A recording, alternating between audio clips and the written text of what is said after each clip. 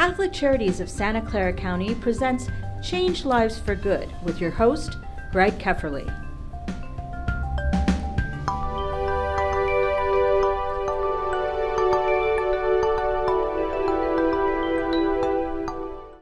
Immigration.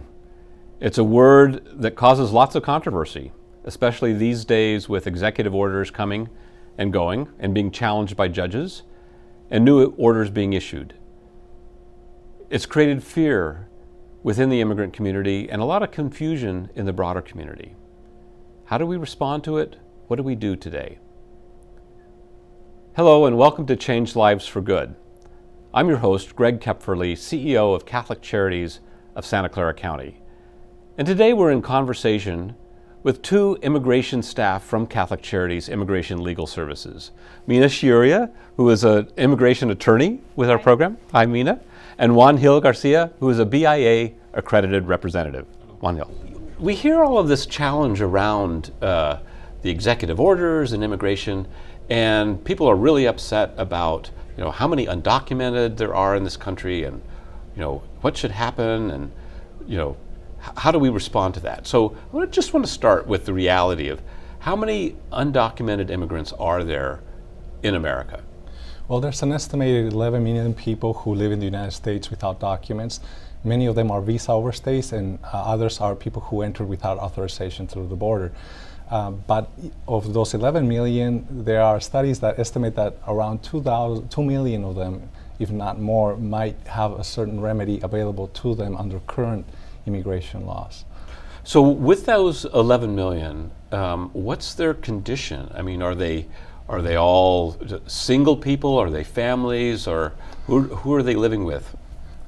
Most of them, if not all of them, maybe not all of them, but most of them are mixed families. And when we say mixed families, we mean, one of the spouses could be a U.S. citizen or a legal permanent resident, and the other spouse might be undocumented, not have legal status here.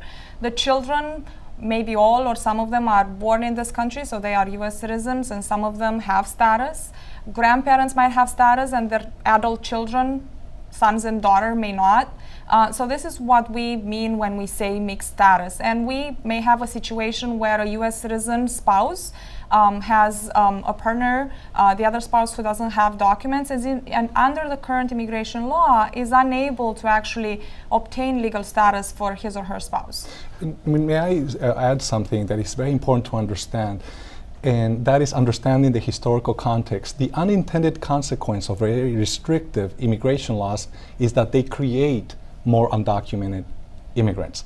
It sounds like a crazy thing. Like, well, no. If you pass laws that are very restrictive, then illegal immigration will decrease, which is actually not true. When you analyze the facts, like of the people who are presently here in the United States who cannot come forward to obtain status, many of them are not able to do so because of laws that were passed in 1996 that created bars for unlawful presence for living here, and they're triggered by departing the United States. So the law seems to encourage them to stay here, but in the shadows, which is sad. So I think it's very important when we think of policies is to think of policies that are true solutions. Unfortunately, these executive orders are not solutions in the long term, and they might actually have the opposite consequence. Like, I'll say this, it's the wall.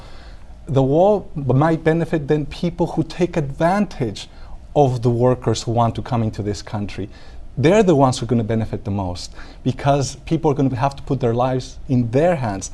And most of the times, alien smugglers, they're not people with high moral, like a lot of respect for the human dignity. So you'll see the prices go up and the dangers increasing, but people are still going to come for opportunity because the demand in the U.S. is so great. And people who flee violence, they will flee violence. If they think their children are in danger where they are from, in the country of origin, they will try and save them. What human being wouldn't try to save their family? So they will try and come, whether there's a wall or there's no wall. The question is who will benefit from them trying to come illegally. Right. So who do you see at Catholic Charities? What are the typical sort of cases and challenges that come before you? So we see the families we were talking about earlier, the mixed families. We will see the spouse bringing their undocumented spouse and trying to see if they can help through their U.S. citizenship, help their spouse get legal permanent residence, and we help them, and we have those cases. And the cases we do take, most of them do get legal status. It's a painful and long process, but in many cases it's doable. So we encourage people who have family members with status to come at least for a consultation, to talk to one of us confidentially about their family situation and see if there's a remedy out there. So this would be one situation. We also help victims of crimes, and so these are or witnesses. These are people who are helping law enforcement agencies, prosecutors bring to justice criminals by reporting the crime, by cooperating. And in exchange for that, the federal government has created this remedy for them that if they do not have legal status, through that cooperation, through being brave and coming forward, they can apply for a benefit. Yes, and I think what it demonstrates too when people come to our office is their willingness to make things right, what they as much as they can to make things to be right by the law. They're coming to try to fix their status. They don't just come to figure out what their rights and responsibilities are, but because they want to come forward.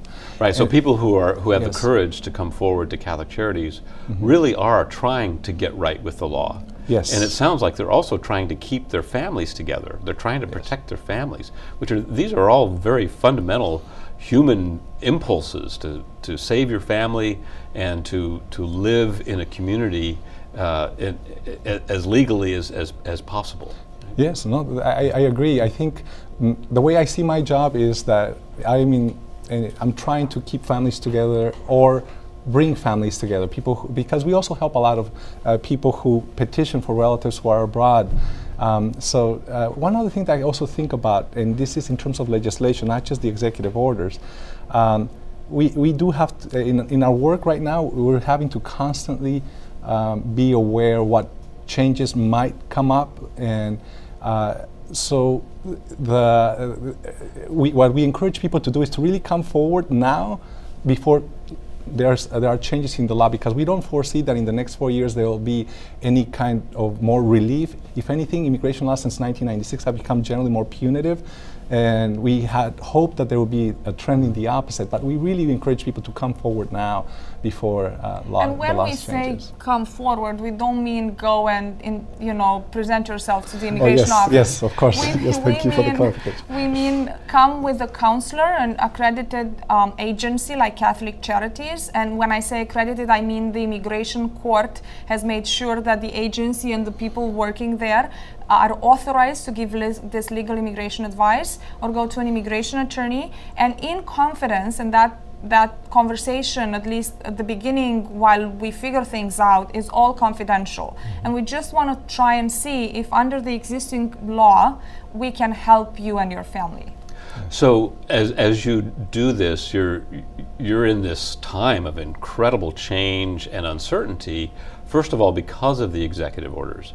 So maybe talk a little bit about what an executive order is around immigration and what impact that's having on the immigrant communities. So an executive order, and let's be clear, every new administration, when they come into office, they do bring a flurry of some more than others of executive orders. It's a directive from the President of the United States to the federal agencies to execute the laws in a certain way. The federal government has resources, and the president has the authority to prioritize what he or she thinks is most important. So this executive order has the authority of a federal law. So the federal agencies are obligated to implement that order.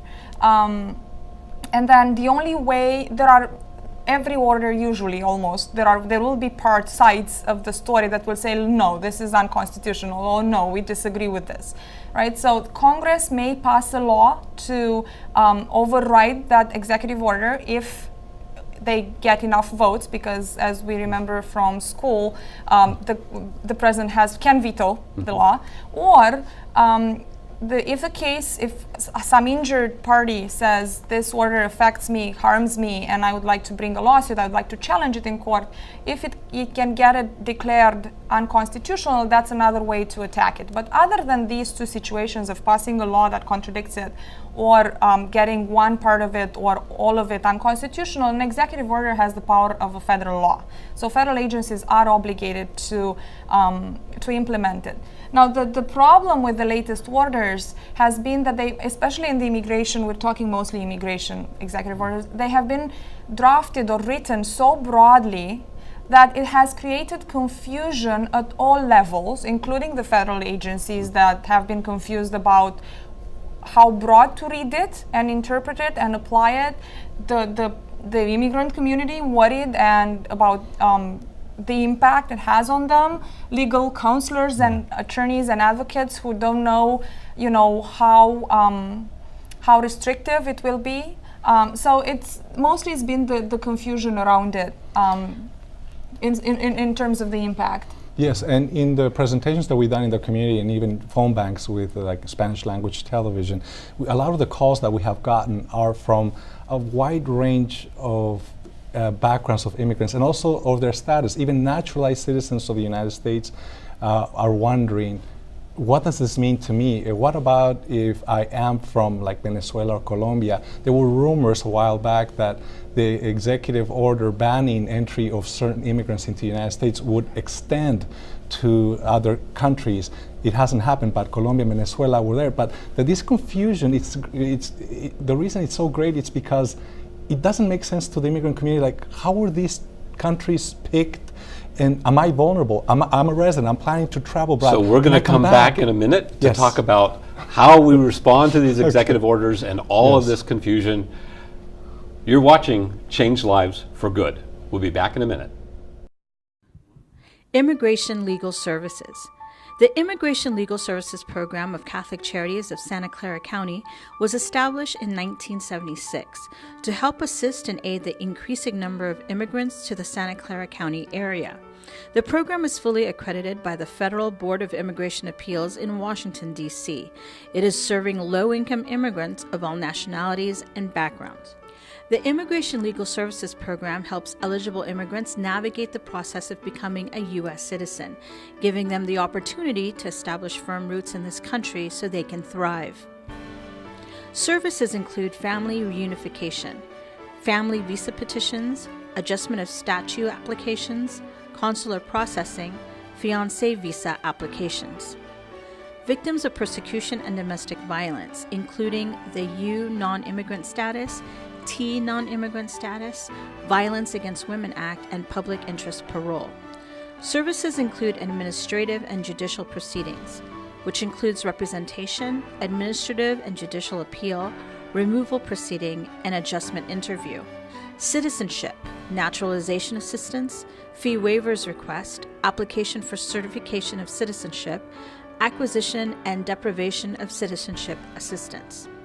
Additional services include legal counseling, SIJS, green card renewal and replacement, application for TPS, FBI background check request. Some facts. 59% come from Mexico, 15% from Central America and the Caribbean, 7% from South America, 11% from Asia, 4% from Canada and Europe, and 4% from other countries. Additional facts. Undocumented immigrants currently contribute significantly to state and local taxes, collectively paying an estimated $10.6 billion in 2010. They pay about 6.4% on average of their income in state and local taxes. Volunteer opportunities are available for attorneys, law students, and persons with language translation skills. Email volunteer@catholiccharities.scc.org.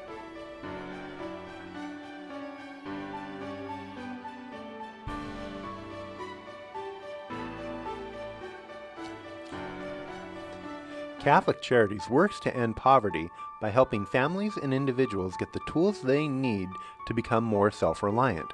It offers a hand up rather than a handout through a wide range of services and serves more than 40,000 people each year of all cultures and beliefs. To donate to the good work that Catholic Charities does, go to www.catholiccharities.scc.org. Hello, and welcome back to Change Lives for Good. I'm your host, Greg Kepferly, CEO of Catholic Charities of Santa Clara County, and today we're talking about the reality of immigration, the new executive orders, and what people can do to respond to this situation. So, Mina and Juan Hill, as we talk about the executive orders, we're also seeing pushback from the state of California and the cities in California to threats from the administration about taking away federal aid, because many cities and counties have declared themselves sanctuary cities or safe havens, and there's this tension around that. So what is a sanctuary city, and what does that really mean? It's not, sanctuary. It sounds like you'd be completely safe there, right? And that's what they mean. They just, the idea of a sanctuary city is that the local authorities, the local communities would like to spend their resources, their precious resources, on their local problems and things they want to address, and not do the work of the federal government for the federal government.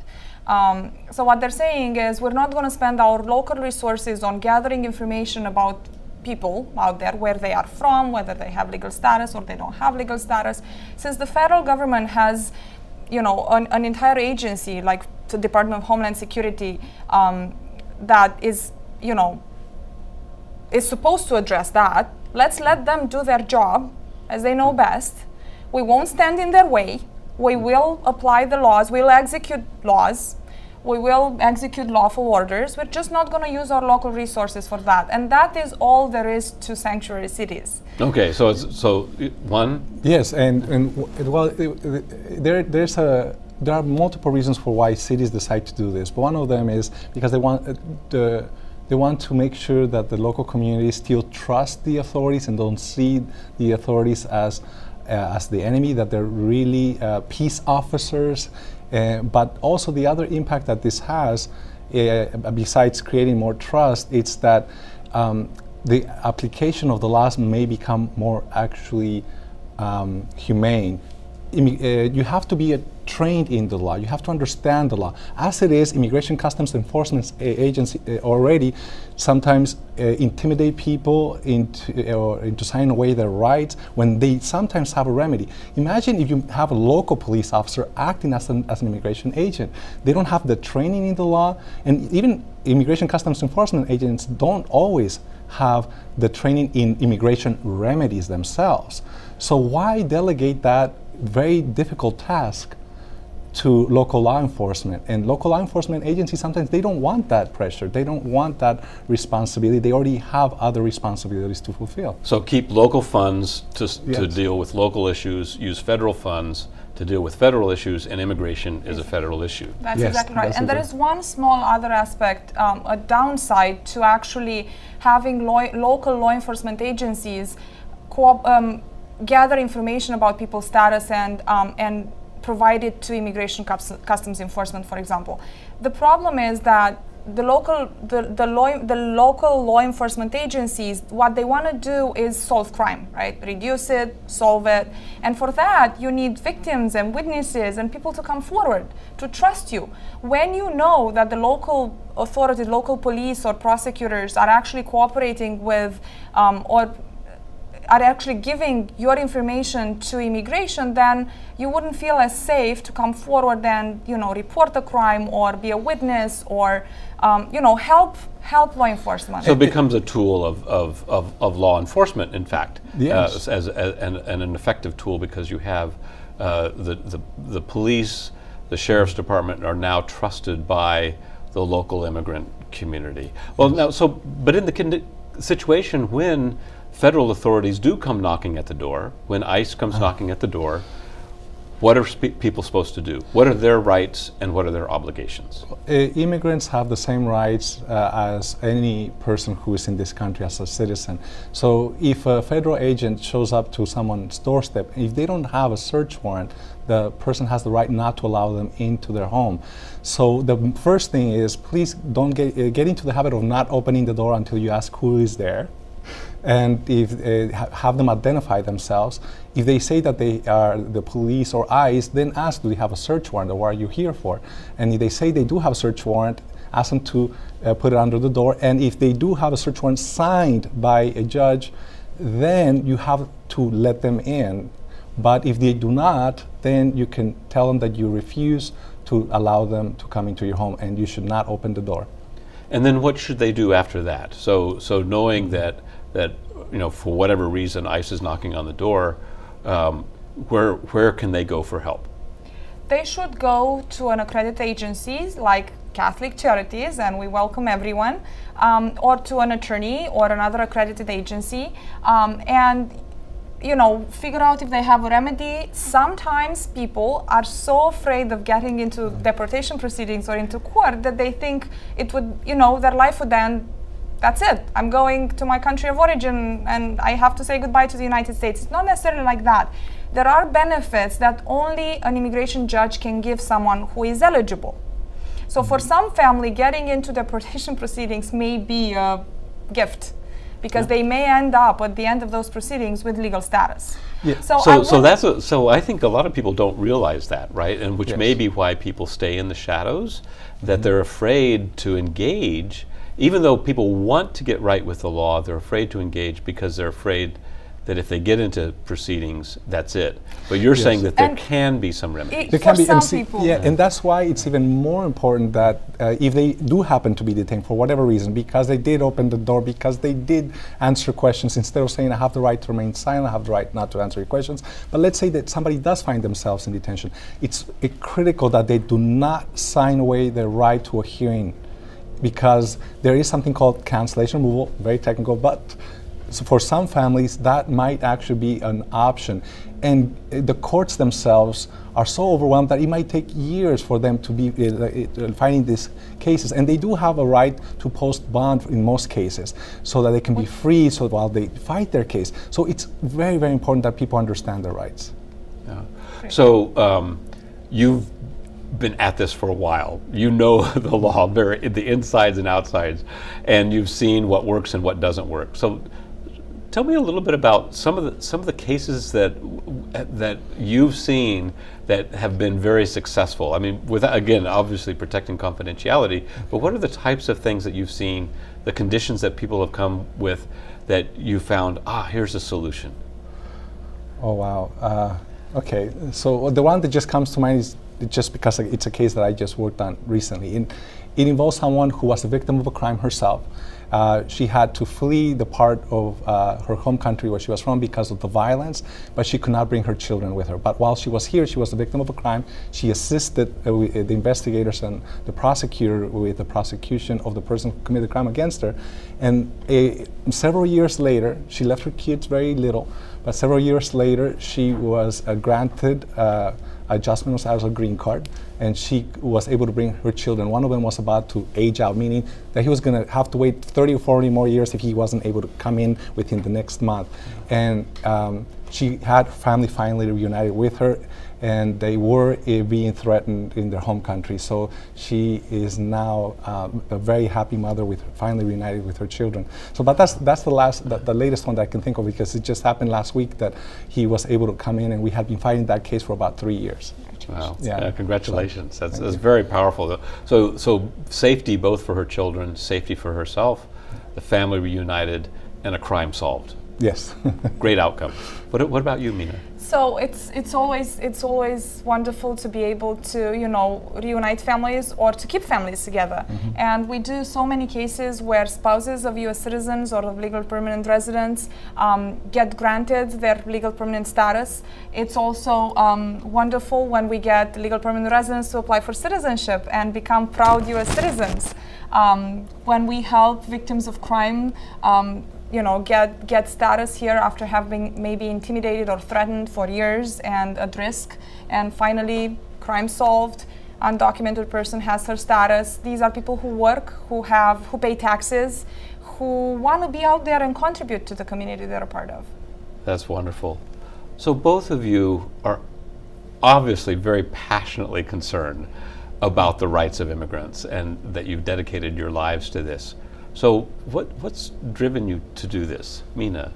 I'm an immigrant myself, and this was an area of law that always attracted me. I'm also, when you come to a new country, you want to respect the laws, but many times you come from cultures that are different, and it takes a while to figure out what's going on and what you have a right of, and that it's okay to go to the police even though maybe in your country of origin the last thing you wanted to do is go to the police. In the US you actually can go to the police and report a crime, and so I feel I want to help these people understand their rights, understand that they can get protection here, that they can move forward and contribute to the community. One Hill, very quickly. Okay, well, I think I was brought into the United States when I was 3 months old, so I'm an immigrant myself.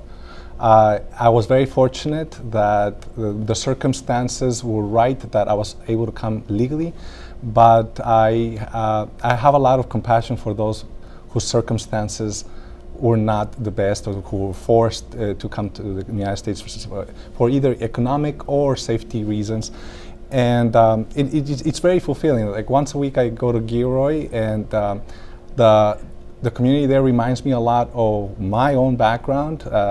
My father worked as a farmer himself, so he was a migrant worker. I benefited from migrant education classes. So you're passionately concerned because you've experienced that reality of being an immigrant yourself. Yes, okay. and because that's absolutely wonderful. I want to thank you both. It's just been wonderful to have you here. Thank you for having us. Thank you. You're welcome. So remember, until next time, to speak up, reach out, and change lives for good.